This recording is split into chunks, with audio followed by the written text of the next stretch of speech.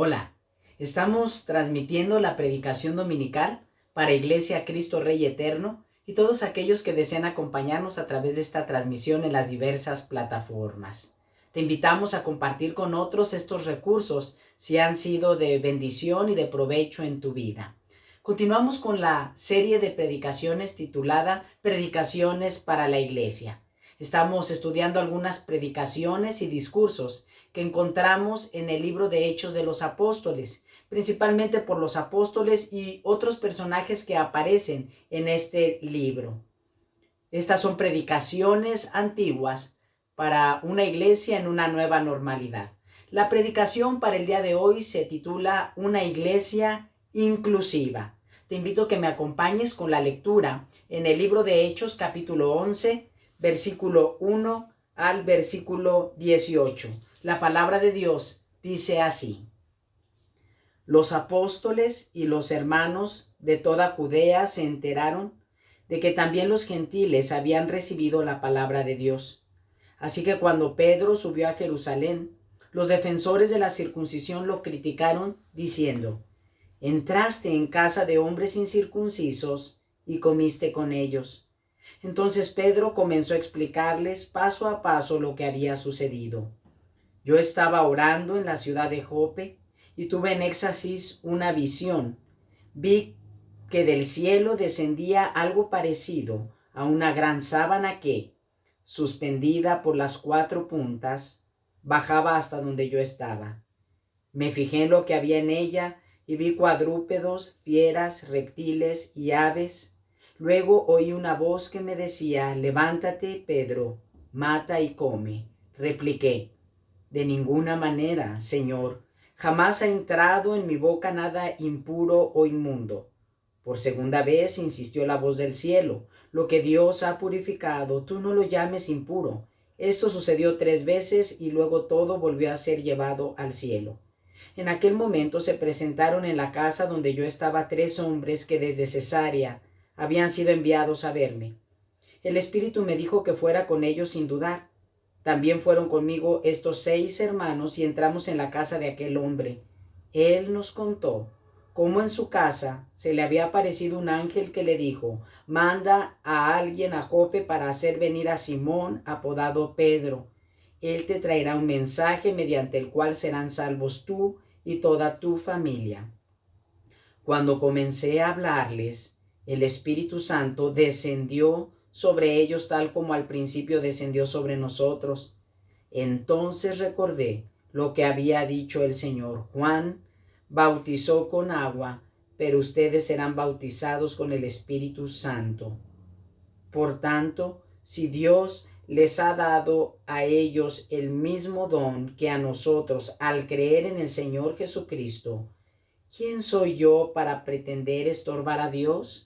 Al oír esto, se apaciguaron y alabaron a Dios, diciendo: así que también a los gentiles les ha concedido Dios el arrepentimiento para vida. Te invito a que oremos. Padre, ahora que estamos delante de la exposición de tu santa y sabia palabra, ruego que sean gratos los dichos de mi boca y las meditaciones en nuestros corazones delante de ti, roca nuestra y redentor nuestro. Amén.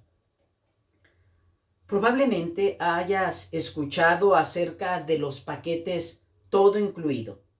Los ofrecen tanto en hoteles como varias agencias de viajes en distintos destinos turísticos.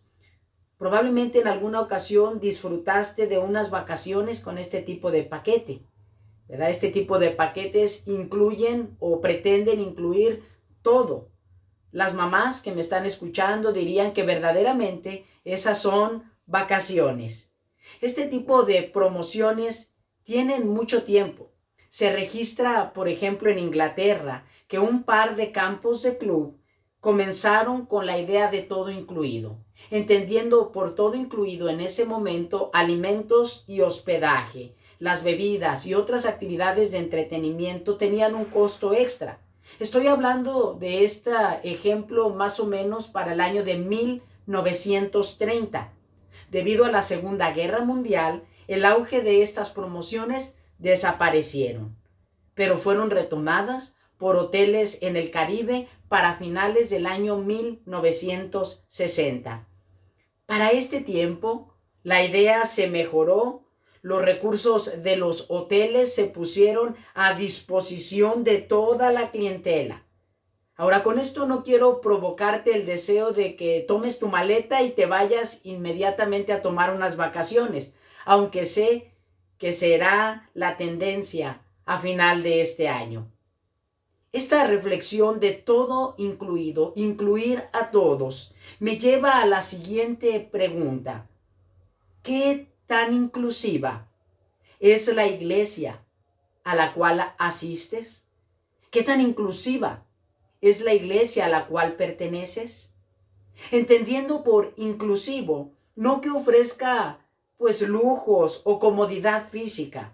No, me refiero con una iglesia inclusiva a aquella iglesia que sus puertas y los corazones de sus miembros están abiertos para mostrar amor a todos aquellos que el Señor atraiga a su iglesia. En el pasaje que acabamos de leer, Pedro, como los judíos creyentes se sorprenden de lo que Dios está haciendo con otros pueblos, con los gentiles.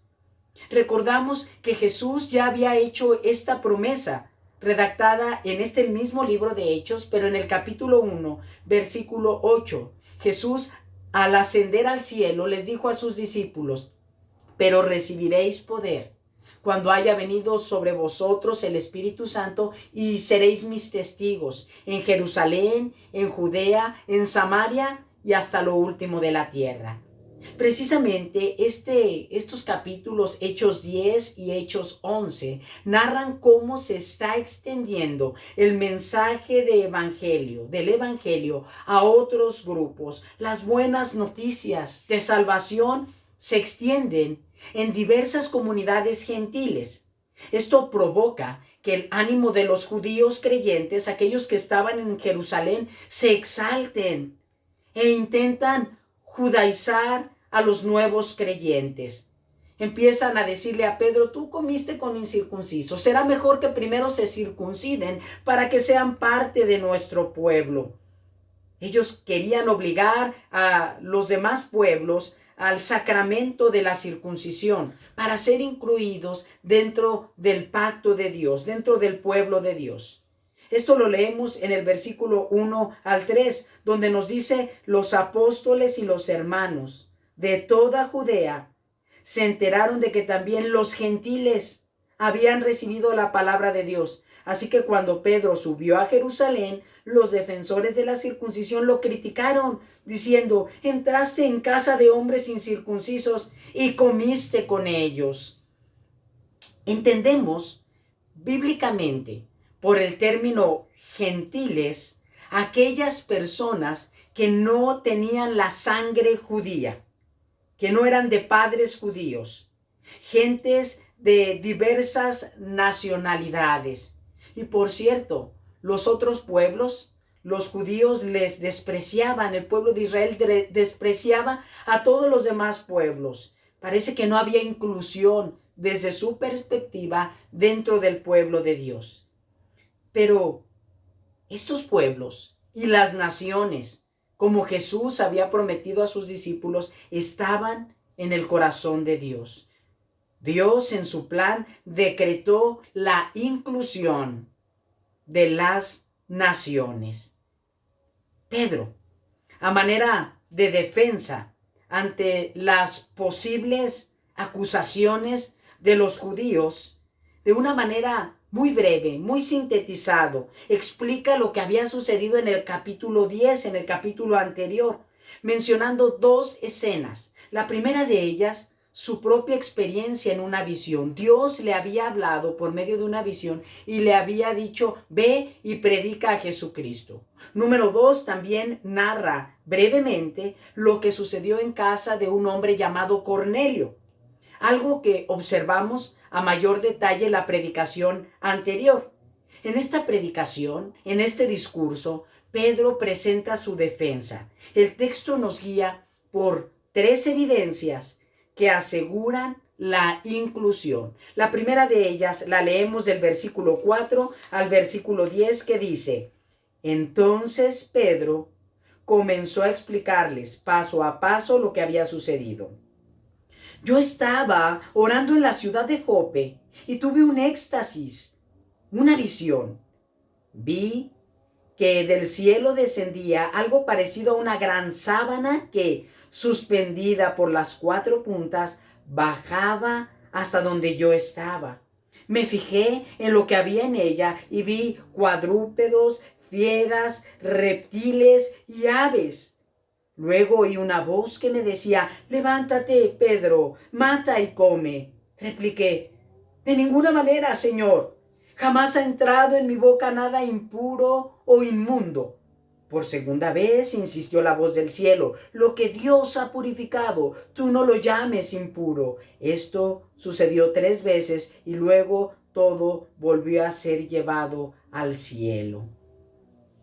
Dios había establecido en la ley, en la Torá, comprendida en los primeros 5 libros de la Biblia, de Génesis a Deuteronomio, es decir, en el Pentateuco o 5 libros, la manera en que Israel, su pueblo, se relacionaría con él mismo, con Dios.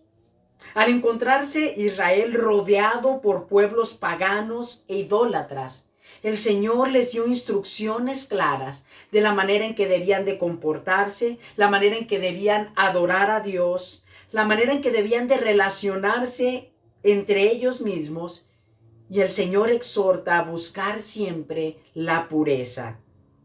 El Señor les mostró aquellas acciones, alimentos, enfermedades, errores que podrían contaminarles y hacerles ritualmente impuros. Uno de ellos es entrar en contacto con cadáveres. Y probablemente esto estaba en la mente de Pedro al escuchar el mandato del Señor: mata y come. Al matar habría cadáveres y se haría impuro, pero también habían animales que eran impuros según la ley. Y probablemente, es muy probable que Pedro tenía esto en su mente y él decía: Señor, no puedo hacer eso. No puedo matar porque me expondría a cadáveres y tampoco puedo comer este tipo de animales. Específicamente en la ley, en Levítico capítulo 11, versículo 26, leemos: considerarán impuro a todo animal que no tenga la pezuña partida ni sea rumiante. Cualquiera que lo toque quedará impuro.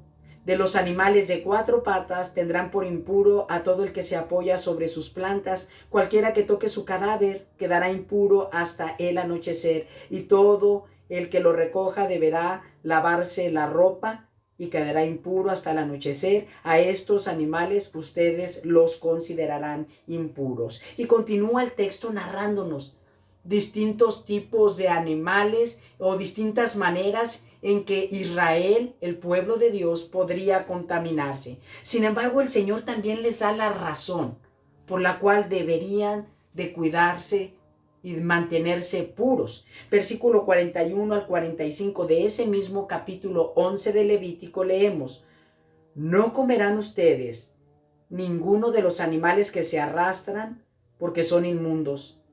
No comerán ningún animal que se arrastre sobre su vientre o que se apoye sobre sus plantas o que tenga más de 4 patas. En resumen, no comerán ustedes ningún animal que se arrastra porque es inmundo.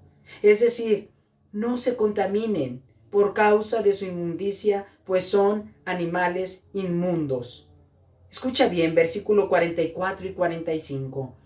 Yo soy el Señor su Dios, así que santifíquense y manténganse santos, porque yo soy santo. No se hagan impuros por causa de los animales que se arrastran. Yo soy el Señor, que los saco de la tierra de Egipto para ser su Dios. Sean pues santos, porque yo soy santo. Esta era la razón principal en la ley. Dios había llamado a un pueblo a estar exclusivo para Él.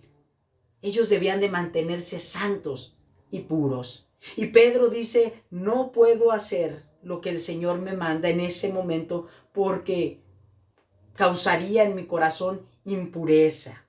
La santidad de Dios es la razón de mayor peso por la cual el pueblo debe de mantenerse santificado. Dice el Señor, sean santos, porque yo soy santo. Pedro deseaba reflejar la santidad de Dios en su vida. Dios también había trazado el procedimiento para que aquel que cayese en impureza fuese restablecido, fuese restaurado. La manera, como seguimos leyendo en el libro de Levítico, era por medio de ofrecer animales puros en sacrificio, derramando la sangre de esos holocaustos y sacrificios, presentándolos en fuego delante de Dios. Y el derramamiento de esa sangre, el derramamiento del sacrificio, traería el perdón de Dios y por lo tanto la purificación de su pueblo. Pedro debía de entender algo en esta visión, que Dios había dado este conjunto de reglas para que entendiera, número uno, que esas reglas quedarían sin aplicación, pues funcionaban solamente como imágenes de alguien más grande que veremos en el Nuevo Testamento, un sacrificio perfecto que con su derramamiento de sangre traería el perdón de pecados absolutamente. Número dos, también debía de entender Pedro una interpretación errónea que tenían los judíos. Los judíos consideraban como inmundos no solo los animales, sino a las personas. Los judíos creían que los que no eran de su pueblo eran inmundos y alejados de Dios, apuntando esto a los gentiles. Es decir, aquellos que no somos directamente descendientes de los judíos. Pero Dios, en este pasaje, le dice a Pedro que Él está incluyendo a los que Pedro y los judíos consideraban como inmundos. Dios incluyendo a los gentiles, a las naciones. Y tres, también debía entender Pedro que todo el mundo tiene la necesidad de ser purificado para ingresar en una relación santa con Dios. ¿Cómo es que se puede lograr esto? Juan el Bautista, reconociendo tal necesidad de purificación, al ver a Jesús en el libro de Juan, o el Evangelio según Juan, capítulo 1, versículo 29, Jesús se acercaba a Juan el Bautista y Juan el Bautista exclamó: «He aquí el Cordero de Dios que quita el pecado del mundo». Es decir, que los sacrificios, que las ceremonias rituales de sacrificios del Antiguo Testamento apuntaban a una persona que nos es visible o más visible en el Nuevo Testamento. Apuntaban a Jesús como el perfecto sacrificio para la purificación del mundo. Segunda evidencia que observamos en el pasaje, la promesa de salvación. Leemos en Hechos 11, versículo 11 al 14. En aquel momento se presentaron en la casa donde yo estaba 3 hombres que desde Cesarea habían sido enviados a verme. El Espíritu me dijo que fuera con ellos sin dudar. También fueron conmigo estos 6 hermanos y entramos en la casa de aquel hombre. Él nos contó cómo en su casa se le había aparecido un ángel que le dijo: manda a alguien a Jope para hacer venir a Simón, apodado Pedro. Él te traerá un mensaje mediante el cual serán salvos tú y toda tu familia. Pedro continúa la exposición o la defensa a su favor de manera ordenada de lo que había sucedido en el capítulo 10. Ahora narra la experiencia que tiene la casa de Cornelio. Específicamente menciona la promesa de salvación para él, es decir, para Cornelio y para su familia.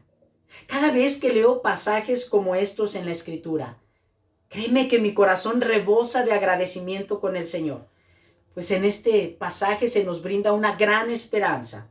Notamos que la promesa de salvación, y la palabra salvación en griego es la palabra sozo, que significa liberación, seguridad, salud del alma.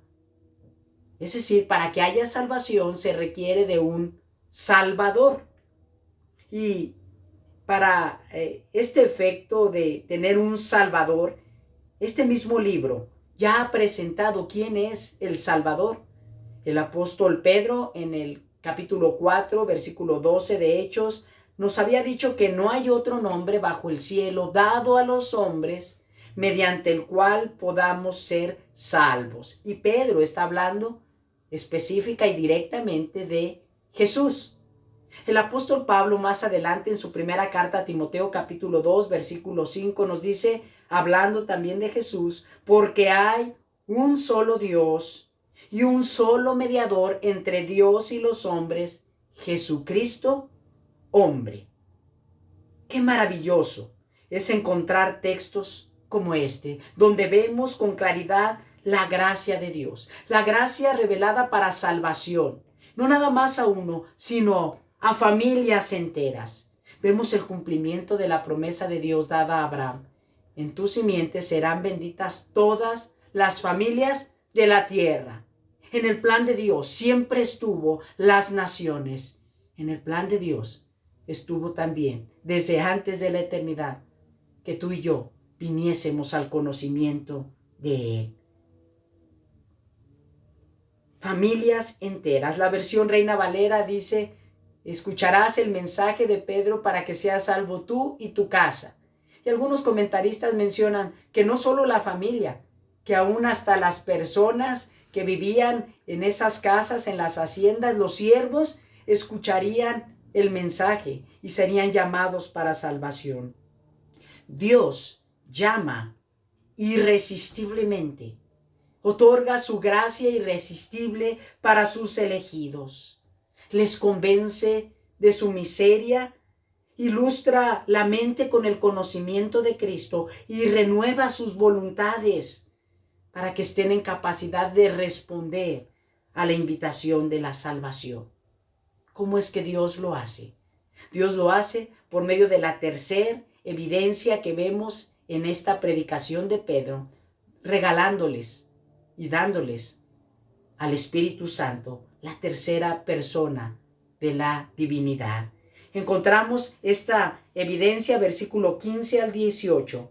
Cuando comencé a hablarles, el Espíritu Santo descendió sobre ellos tal como al principio descendió sobre nosotros. Entonces recordé lo que había dicho el Señor. Juan bautizó con agua, pero ustedes serán bautizados con el Espíritu Santo. Por tanto, si Dios les ha dado a ellos el mismo don que a nosotros al creer en el Señor Jesucristo, ¿quién soy yo para pretender estorbar a Dios? Al oír esto, se apaciguaron y alabaron a Dios diciendo, así que también a los gentiles les ha concedido Dios el arrepentimiento para vida. Tercera evidencia, el don del Espíritu Santo, la presencia de Dios en la persona del Espíritu Santo. El Espíritu Santo descendió sobre los gentiles y Pedro recordó que esto había sido profetizado por el Señor Jesús, diciendo, Juan el Bautista los bautizó en agua, pero ustedes, es decir, los creyentes, los elegidos de Dios en Cristo, seríamos bautizados por el Espíritu Santo. Esta realidad de la presencia de Dios fue manifestada por la gracia de la fe, entendiendo por fe aquella capacidad que da el Espíritu Santo para que podamos recibir a Jesús tal como nos es ofrecido gratuitamente en el Evangelio y confiar solamente en Él para la salvación. Es decir, que la voluntad de la gente que estaba con Cornelio, que su familia, fueron inclinados para escuchar el mensaje de salvación y para responder por la obra del Espíritu Santo en sus corazones, en creer en Jesús como su Salvador, como su salvación. Ellos, como muchos otros en la historia, hemos depositado nuestra confianza en Él, en Jesús, para la salvación eterna de nuestra alma, única y exclusivamente en Jesús. También los judíos, a quienes Pedro les cuenta estos hechos, reconocen que Dios les había dado arrepentimiento. Arrepentimiento a los gentiles, es decir, que el Espíritu renovó sus mentes para dejar atrás aquellas conductas que no eran agradables a Dios y que contaminan nuestro corazón, y les dio capacidad para vivir conforme al ejemplo que Cristo les había dado. Algo de nuevo que tal vez en tu mente como en la mía resalta en la narración es lo que dice el versículo 17, cuando Pedro se pregunta: ¿quién soy yo para estorbar a Dios? Cuando la gracia de Dios toca la puerta de nuestro corazón y hemos sido llamados por Dios, créeme, no habrá argumento ni justificación. Su gracia será irresistible. Algunos imprudentemente pueden decir que se oponen o que rechazan el mensaje. La esperanza que tenemos y la esperanza que tenemos para aquellos que amamos es que no depende de lo que el hombre pueda hacer. Estas evidencias que se mencionan en este texto, todas ellas son obra de Dios. Sin embargo, pudiese ser que en ocasiones nosotros, nuestra ignorancia, podamos convertirnos en un estorbo para que otros conozcan este mensaje de salvación. ¿Cuántas veces no nos ha pasado que por vergüenza, por ignorancia, por cobardía, por mantener nuestra apariencia, por no provocar conflictos o distanciamiento con otras personas, hemos callado de hablar este mensaje de salvación? El apóstol Pablo nos dice en su carta a los Romanos, capítulo 1, verso 16 y 17, porque no me avergüenzo del evangelio, pues es poder de Dios para salvación a todos los que creen, al judío primeramente y también al griego, porque en el evangelio la justicia de Dios se revela por fe y para fe, como está escrito: mas el justo por la fe vivirá. Este texto, el justo por la fe vivirá, fue un aguijón en la vida del reformador Martín Lutero. Por cierto, en este mes celebramos el 503 aniversario de la Reforma. Lutero por mucho tiempo interpretó este texto desde el punto de vista de sus obras. Él veía que su conducta, sus pensamientos, sus palabras eran constantemente incitadas al mal. Y él decía: ¿cómo puedo estar delante de un Dios santo que me exige total santidad? Y se esforzaba con todas sus fuerzas por tratar de mantener hasta su mente en perfecta santidad. Y se dio cuenta que era incapaz de hacerlo. Él trató de ganar la justicia de Dios con sus propios méritos y obras, y esto acechaba su mente. Él veía que era imposible la perfección, hasta que el Espíritu Santo le guió a entender que la justicia de Dios era aquella que descendía del cielo, es decir, el mismo Hijo de Dios pagaría por la justicia divina, pagaría el costo. No se trataba de un Dios airado, sino de un Dios amoroso, quien pondría todo lo que está de su parte para castigar el pecado, pero para castigarlo en su propio Hijo. Dios enviaría a su Hijo al sacrificio, a la cruz, para que por medio de su sangre, ese sacrificio perfecto, purificara el alma de aquellos a quienes se les dio la promesa de salvación y en el cual podemos confiar en Jesús creyendo que su Espíritu nos guía al arrepentimiento. Ahora la pregunta de reflexión es para ti que me ves y me escuchas. ¿Tú has sido purificado, purificada por la sangre de Cristo? ¿Crees en su promesa para salvación? ¿Has depositado tu confianza en Él y cada día vives en constante arrepentimiento? Si respondiste afirmativamente a estas preguntas, entonces puedo decirte que tú, como muchos llamados en el mundo, has sido incluido al pueblo de Dios. Pero si tu respuesta fue de duda o de negación, te invito, cree en el Señor Jesús, en su sacrificio que te perdona y limpia de todo pecado. Arrepiéntete de tu pecado y que en su gracia el Señor te incluya dentro de su pueblo. Oremos. Padre, damos muchas gracias por tu hermosa palabra. Estas evidencias son una realidad a través de la historia. El don de tu Espíritu, Señor. También tenemos, Padre, que solamente la promesa es dada a tu pueblo, pero en esa promesa se requiere purificación. Y esa pureza solamente viene, Señor, cuando creemos en el sacrificio de tu Hijo, nuestro Señor Jesucristo. Padre, yo ruego que muchos que escuchen este mensaje puedan ser incluidos dentro de tu pueblo, sobre todo aquellos que nunca habían escuchado este mensaje glorioso de Cristo. Espíritu Santo, muéveles a responder a esta invitación que hoy Cristo nos hace. Vengan a mí, todos los que estén cansados y cargados, que yo os haré descansar. Señor, hemos cargado con miles de cosas, nuestras propias obras. Hemos buscado tal vez la perfección en nuestros medios y nos damos cuenta que no podemos.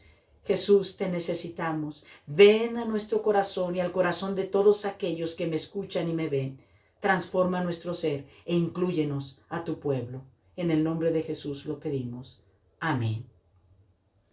Ahora, mis amados, que la gracia de nuestro Señor Jesucristo, el amor de Dios Padre, la comunión del Espíritu Santo sean con todos nosotros, con nuestras familias, con el pueblo de Dios, desde ahora y para siempre. Amén. Aún no tenemos fecha para nuestro regreso a las actividades físicas en el templo. Las últimas semanas, nuestra autoridad civil nos ha advertido acerca de los riesgos de regresar. Te pedimos paciencia y oración para el consistorio, que el Señor nos guíe a una decisión que glorifique al Señor y que sea de beneficio también para ustedes, los miembros y visitantes en nuestra iglesia. Seguiremos transmitiendo por las plataformas de Facebook y YouTube, así como que estaremos implementando diversos recursos para seguir apoyando tu crecimiento espiritual. En esta semana recibirás información por medio de WhatsApp de todas las actividades que tendremos en el mes de noviembre. Hoy es el último domingo del mes de octubre y deseo felicitar a todos aquellos que cumplieron años o celebraron algún aniversario. Que el Señor prospere sus vidas, que sigan madurando y creciendo en el Señor, en el conocimiento glorioso de nuestro Señor Jesucristo. Con la bendición del Señor estaremos celebrando la próxima semana el 503 aniversario de la Reforma. Un pastor invitado estará transmitiendo con nosotros, así que te invito a que te conectes próxima domingo, 10:30 de la mañana. Recibe un virtual y fraterno abrazo.